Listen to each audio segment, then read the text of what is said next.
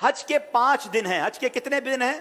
8, 9, 10, 11, 12 जुल्हिज्जा। 8 जुल्हिज्जा को हाजी ने जाना होता है मिना, और वहां हमने 5 नमाजें पढ़नी है। 5 नमाजें पढ़ना वहां सुन्नत है, जोहर, असर, मगरिब, इशा और 9 की फजर। ठीक है, this is the most crucial and most important day of हज। हज का सबसे अहम दिन जो है वो 9 जुल्हिज्जा है। यानी अगर कोई आपसे सवाल करे हज किस दिन होता है, तो हज 9 जुल्हिज्जा को होता है, क्योंकि उस दिन यौमे अरफा है। ये हज का रुकने आजम है, सबसे मेन दिन है जो हज का, वो 9 जुल्हिज्जा है। यानी कोई अरफात नहीं गया तो उसका हज ही नहीं होगा ना। तो हज का जो मेन दिन है वो अरफात का दिन है। पूरा दिन अरफात में गुजारना है। जब गुरूब आफ्ताब का यकीन हो जाए कि जनाब मगरिब का वक्त हो गया, गुरूब आफ्ताब हो गया, अब सारे हाजी आएंगे मुजदलिफा। ठीक है, अब जब आप मुजदलिफा पहुंचेंगे तो मुजदलिफा में मगरिब और इशा मिलाकर पढ़नी है, अरफात में मगरिब नहीं पढ़ेंगे। यह भी अल्लाह की शान है कि मगरिब का वक्त भी हो जाए मगर मगरिब नहीं पढ़नी है। मुजदलिफा जाना है और वहां इशा के वक्त में, मगरिब के वक्त में नहीं, इशा के वक्त में मगरिब और इशा मिलाकर पढ़नी है। और फजर भी मुजदलिफा में पढ़ेंगे। पूरी रात हमारी कहां गुजरेगी?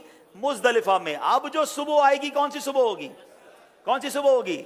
10 की। 10 तारीख को क्या होता है? क्या होता है? हाँ, सारी दुनिया बकरा ईद मनाती है, मगर खुदा की कसम जो आज ही ईद मनाता है ना, मैला कुचैला है, बाल बिखरे हुए हैं, मतलब नींद भी नहीं हुई है, मगर खुदा की कसम वो जो ईद का मजा है, वो जो थकन का मजा है, वो जो सुरूर है, वो दुनिया की किसी और चीज में नहीं है। अल्लाह हमें हर साल ऐसी ईद नसीब फरमाए। अब रात को कंकरियां ढूंढ लेनी है। अब 10 जुल्हिज्जा को 3 काम करने, इसकी रूटीन याद कर लें। 10 जुल्हिज्जा का पहला काम होगा शैतान को कंकरी मारना। पहला काम क्या है?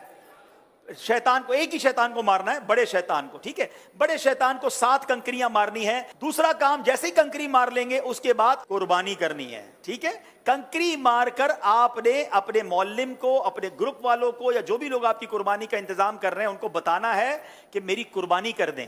जैसे ही आपको कंफर्मेशन हो जाए कि आपकी हज की कुर्बानी हो गई है, उससे पहले नहीं, कंफर्मेशन हो जाए, उसके बाद आपने सर के बाल उतार देने हैं, या कसर कराना है या हलक करवाना है। इस्लामी बहनों ने तो कसर ही करना है।